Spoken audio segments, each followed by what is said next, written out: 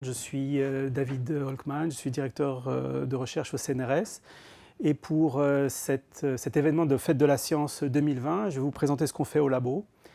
Le cerveau à différentes échelles, révélé par la biologie computationnelle. Donc je dirais qu'il y a deux façons d'aimer le cerveau. Soit en cuisine, comme la cervelle de veau persillée, dont voici la recette.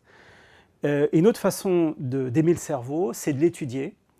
Et depuis des siècles, en particulier ici avec une illustration de Léonard de Vinci, on voit déjà les premières intentions de vouloir cartographier le cerveau, de vouloir essayer de comprendre comment ça marche.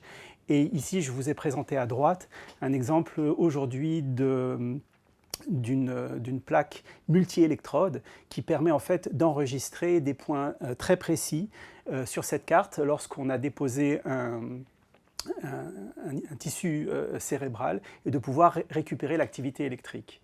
Alors évidemment, à travers les espèces, le cerveau est très différent. Là, je vous ai mis l'exemple à gauche du ver nématode qui a juste 300 neurones et avec ça, il arrive à faire des tâches compliquées, indépendantes. Et jusqu'à ici des exemples de cerveau à travers les différentes espèces pour montrer comment ce cerveau il peut changer en taille, mais toujours externe avec toutes ces convolutions qui sont assez intéressantes à comprendre et à savoir comment ce tissu-là fonctionne. Donc qu'est-ce que les approches computationnelles, la modélisation, simulation, analyse de données, et qu'est-ce que ça nous révèle finalement sur le fonctionnement du cerveau? Et donc là, je vous montre à partir de ces strates d'images comment le cerveau s'organise à différentes échelles. Quelles sont ces échelles? C'est passer du niveau moléculaire avec des temps d'échelle de la milliseconde à l'échelle cellulaire qui est l'échelle de la centaine de millisecondes, à l'échelle du réseau qui est de l'ordre de la seconde et plus, et comment toutes ces échelles s'intègrent pour qu'on puisse garder en mémoire pendant des dizaines d'années de l'information. Donc, comment créer des conditions de fonctionnement, quelles sont les conditions de fonctionnement de ce cerveau et comment on peut les dériver à partir des lois de la biophysique et de la statistique. Donc juste pour rentrer dans le vif du sujet, nous ce qui nous intéresse c'est différentes approches, la modélisation pour trouver la loi des phénomènes reproductibles et trouver des formules mathématiques qui lient les grandeurs physiques, et ça nous permet de quantifier la biophysique des événements moléculaires. Faire des simulations à différentes échelles pour pouvoir reproduire des phénomènes et valider des concepts et tester l'influence des paramètres sur ce qu'on veut étudier. L'analyse de données, c'est pour extraire des caractéristiques qui ne sont pas nécessairement visibles sur des enregistrements comme l'électrophysiologie ou l'imagerie. Et enfin, un traitement du signal pour extraire des informations de données, pour pouvoir débruiter, enlever des signaux qui perturbent le signal. Et donc là, aujourd'hui, je vais vous présenter 5 étapes. Une qui va être traitée par Jürgen sur comment la lumière est transformée en un signal électrique dans la rétine, donc comment en fait on voit. Ensuite, Matteo va vous parler du réticulum endoplasmique, comment les molécules se déplacent dans un réseau compliqué, un peu comme dans le métro, comment les gens se déplacent. Ensuite, Kanishka va vous parler des épines dendritiques. Il y a des petites épines sur les neurones et comment la modélisation du calcium nous permet de comprendre les prémices de la mémorisation. Enfin, Lou va vous parler de l'activité synchrone dans le cerveau, comment des populations, en particulier ici d'astrocytes, peuvent décharger ensemble. Et enfin, moi, je vous parlerai de la prédiction du cerveau à partir de l'EEG, comment l'EEG nous permet de prédire pendant le coma ou l'anesthésie ce qui va se passer. Mon nom est Jürgen Reingruber et je suis chercheur ici à l'École normale supérieure et une grande partie de ma recherche c'est sur les neurones sensoriels. Et les neurones sensoriels qu'on voit ici, ce sont les neurones fondamentaux pour notre perception. Par exemple, il y a des neurones dans les rétines, il y a les bâtonnets et les cônes dans les rétines, mais après il y a les neurones olfactifs dans notre nez et aussi les neurones hair cells dans notre oreille pour l'audition.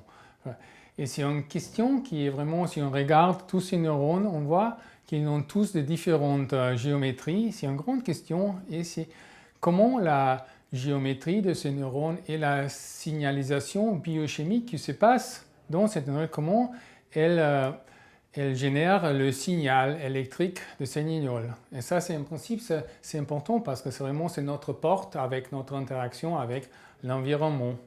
Et ça, connaître ça, comment les neurones fonctionnent, ce n'est pas seulement important pour la science fondamentale, mais aussi c'est important, par exemple, pour un jour construire aussi des œils artificiels ou des données artificielles qui on peut implanter pour des gens qui perdent leur vision et pour utiliser autre chose. Par exemple, aujourd'hui, on utilise les chiens pour détecter les cancers et même à Curie, en ce moment, on essaie de détecter le Covid avec l'olfaction des chiens. Si on pourrait construire des outils électroniques qui ont la même sensitivité, ça sera déjà, on pourrait faire la même chose avec des choses électroniques. Et ça, c'est très important pour avoir cette sensitivité. Comme les chiens, il faut comprendre comment leur système, les neurones, fonctionnent. Et par exemple, la vision, c'est soutenu par des cônes et des bâtonnets dans les yeux. Et les cônes, ils sont responsables pour la vision du jour, quand il y a beaucoup de lumière. Et les bâtonnets sont responsables pour la vision de nuit, quand il n'y a presque pas de lumière. Et ensemble, ils ont un domaine incroyable de luminosité où ils soutiennent notre vision. Et par exemple, les bâtonnets, une question est que les bâtonnets sont très sensitifs quand on peut même voir qu'on n'y a presque pas de lumière. Par contre, les cônes, on peut voir, ils s'adaptent, on ne perd jamais notre vision, même s'il y a beaucoup de lumière. C'est une question ici, comment les bâtonnets font pour avoir une telle sensibilité et par contre, comment les cônes font pour s'adapter à beaucoup de lumière. Et par exemple, ici, on voit les cônes, on connaît depuis longtemps que les cônes, les bâtonnets, ils sont si sensitifs qu'ils peuvent même détecter l'absorption d'un seul photon. Et pour comprendre ça, comment ils font, d'abord, on travaille avec des biologistes, on est en collaboration avec des biologistes de UCLA dans Los Angeles, en Californie. Et avec ça, par exemple, ils étudient la signalisation biochimique qui se passe dans cette neurone, dans ce bâtonnet. Et nous, on utilise ces données pour vraiment faire un modèle stochastique et après on utilise l'analyse mathématique pour vraiment comprendre comment, par exemple, l'absorption d'un photon génère un signal qui est plus grand que le bruit derrière qui se passe. Et comme ça, on peut faire un modèle d'analyse mathématique, on peut simuler l'absorption, comme vous voyez ici, par exemple, d'un photon et comprendre comment c'est toute cette réaction biochimique, comment il génère une telle sensitivité. Et connaître, par exemple, cette neurone, comment elle fonctionne, ce n'est pas seulement important aussi pour, comme je dis, pour construire des œils artificiels, mais aussi, par exemple, pour apprendre qu'est-ce qui se passe s'il y a dans des neurones qui ont une maladie, qui ont un dysfonctionnement. Et comme ça, on peut diviser, si on a vraiment un modèle mathématique, on peut vraiment, si on connaît qu'est-ce que c'est le dysfonctionnement, on peut diviser des nouveaux traitements pour vraiment traiter cette maladie. Ça, c'est une autre application pour ce type de recherche. Après, un autre essai, par exemple, je travaille sur l'olfaction. Et si l'olfaction, les neurones olfactifs, ils sont dans les nez. Et ça, il y a les odorants qui se lient à cette récepteurs qui sont dans ce cilia. Si on voit la tête d'un tel neurone, ils ont beaucoup de cilia où il y a des récepteurs odorants qui sont là-bas et les odorants dans l'air, ils s'accrochent, ils bind, comment on se dit, à cet récepteur et déclenchent un signal qui après déclenche un courant et un signal de voltage. Et nous, par exemple, on est intéressé comment cette liaison entre récepteur et odorant, qu'est-ce que c'est le signal et qu'est-ce que c'est le signal finalement, le signal électrique, qu'est-ce que c'est qui est généré par cette réaction. Pour ça, on travaille ensemble avec des expérimentalistes biologiques à l'University of Pennsylvania, en États-Unis. Ici, vous voyez un modèle de ça. Vous voyez, ici, c'est le neurone avec le cilia. Et ici, vous voyez toute cette cascade biochimique qui se passe dans cette neurone après qu'un récepteur est activé. Ici, vous voyez le courant qui est généré par l'ouverture des varios canaux ioniques dans ces cilia. Et pour étudier ça, il faut vraiment utiliser un modèle spatio-temporel, comme on dit ça, avec l'électrodiffusion, parce qu'il y a beaucoup de diffusion des taux, mais aussi il y a des effets électriques avec des voltages qui sont importants. C'est pour ça qu'il faut utiliser un modèle d'électrodiffusion.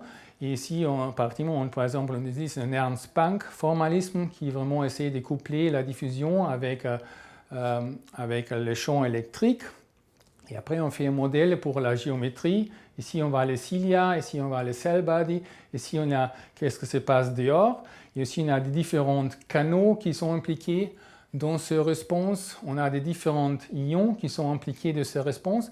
Et ça, la question est comment tout ça interagit pour générer vraiment une réponse olfactive. Et par exemple, ici, on voit ici, on a des simulations par rapport à ces modèles. Par exemple, on voit comment, après une simulation avec un odorant, comment les différentes molécules et les différents ions dans cette cilia, qu'est-ce que c'est leur concentration, comment ils changent avec le temps. Par exemple, on voit le chloride, il devient moins déplié. Par exemple, l'autre, le sodium, il est rempli dans les cilia. Et ça, c'est vraiment très important pour finalement étudier comment la réponse électrique de cet neuron est générée. Je m'appelle Matteo, je suis doctorant. Je travaille sur le réticulum endoplasmique, qui est une sorte de réseau routier de la cellule. Le réticulum endoplasmique relie les noyaux aux régions périphériques de la cellule, un peu comme les réseaux de transport de la RATP à Paris. Et un peu comme pour la RATP, ce n'est pas clair comment les systèmes fonctionnent. Donc on cherche de l'observer et de l'expliquer avec des modèles mathématiques. Je travaille avec des images de microscopie et un des problèmes avec ces images, c'est qu'elles sont très bruitées. Donc je développe des méthodes pour enlever les bruits, pour les nettoyer. Par exemple, ici vous voyez à gauche les images du microscope et à droite les images débruitées. Avec des images propres, on peut extraire par exemple la vélocité ou les directions principales de transport. Avec ces informations, on cherche d'expliquer et de décrire les fonctionnements du réseau avec des modèles mathématiques et des simulations. Cela peut sembler très abstrait, mais comprendre les mécanismes de transport dans le réticulum endoplasmique, ça fait comprendre le système logistique et des communications de la cellule, et ça peut avoir de nombreuses applications. Je m'appelle Kanishka et je suis doctorant de 4e année dans l'équipe Ockman. Au cours de ma thèse, j'ai étudié les neurones dans l'hippocampe, qui est une zone cérébrale très importante pour l'apprentissage et la mémoire. Plus particulièrement, j'ai étudié la connexion entre deux neurones.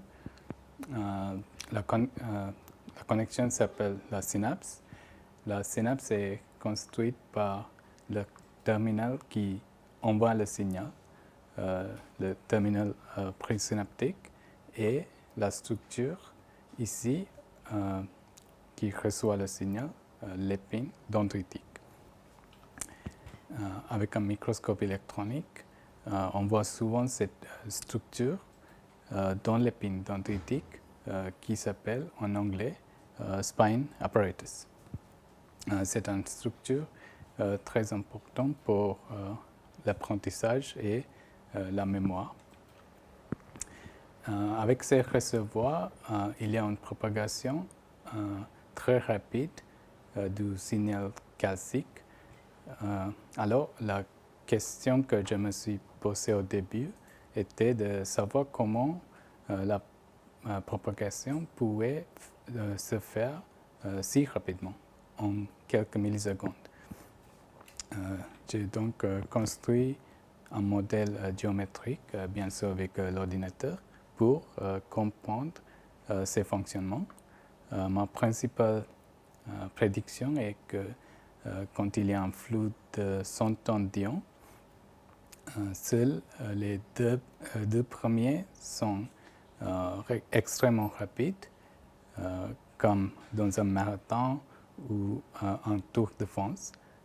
Ils sont capables de générer une réaction en chaîne qui peut expliquer la dynamique rapide que nous observons finalement. Il s'agit en fait d'une découverte fondamentale pour les neurosciences, mais aussi importante pour la médecine. Par exemple, si on peut détecter les problèmes génétiques liés à la régulation du calcium, on peut anticiper les problèmes de mémoire et les troubles cognitifs. Je m'appelle Lou, je suis en dernière année de thèse dans le laboratoire et j'utilise des outils de modélisation mathématique et d'analyse de données pour essayer de comprendre les mécanismes d'interaction entre différentes populations de cellules dans le cerveau. Donc plus précisément, en fait, je travaille sur une zone du cerveau qui s'appelle l'hippocampe, qui est une zone du cerveau située à peu près au milieu et qui joue un rôle assez important dans la localisation dans l'espace et dans la mémoire notamment. Et dans cette zone du cerveau, il y a des neurones et il y a aussi une autre population de cellules qui est un type de cellules gliales qui s'appelle les astrocytes. Et en fait, dans ma thèse, je m'intéresse donc à la façon dont les astrocytes interagissent avec les neurones dans cette zone du cerveau. Et donc, notamment, ils ont des rôles pour réguler une partie de l'activité des neurones. Donc, dans ce projet, en fait, ce qu'on fait, c'est que je travaille avec une équipe de collaborateurs qui sont au Collège de France, qui eux font des expériences et qui ont notamment qui m'ont fourni des données qu'ils ont obtenues en enregistrant l'activité des astrocytes directement dans l'hippocampe d'une souris vivante en lui implantant en fait un microscope miniaturisé qui est accroché sur la tête. Et donc en fait cette souris elle est en liberté dans sa cage, elle se promène et elle dort beaucoup.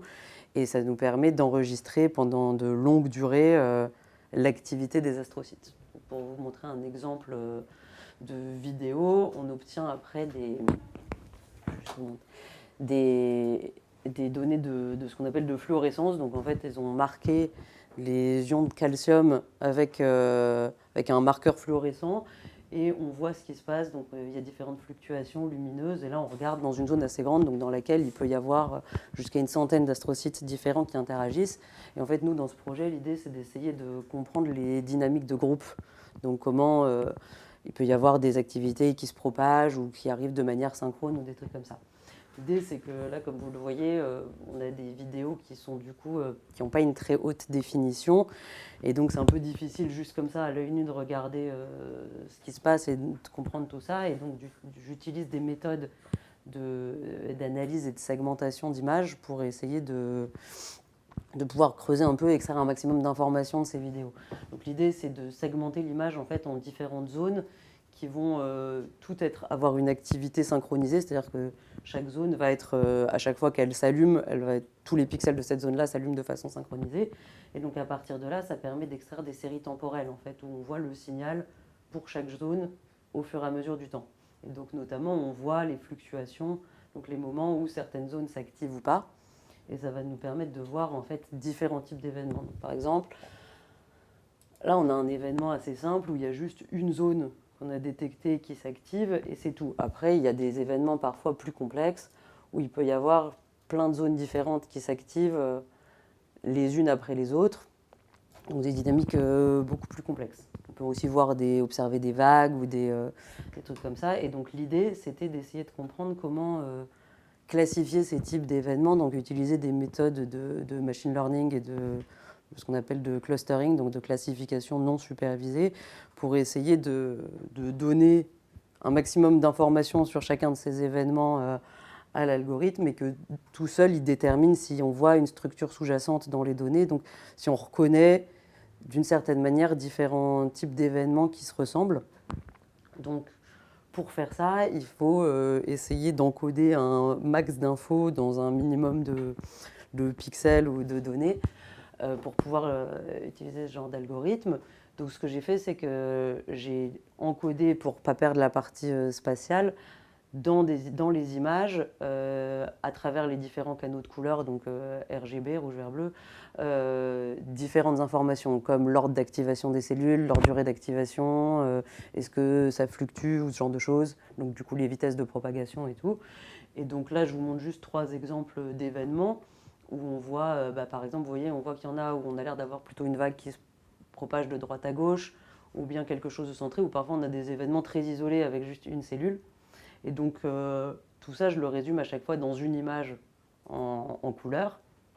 C'est ces images que je vais donner à l'algorithme de classification pour qu'il reconnaisse les différents types d'événements.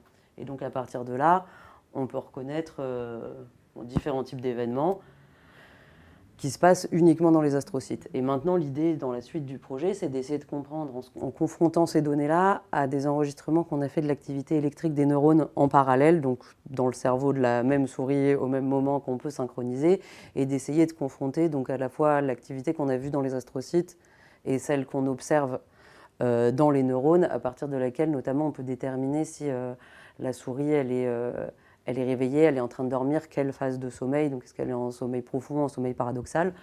Et à partir de là, on travaille sur essayer de comprendre l'interaction justement pendant ces différentes phases de sommeil et le rôle des astrocytes à travers ces différents types d'événements qu'on observe. Voici un casque qui peut se commander sur Internet, qui permet d'enregistrer ce qu'on appelle le signal électrique du cerveau, l'EEG, électroencéphalogramme, avec plusieurs électrodes. Ici, chaque point bleu est un point d'entrée.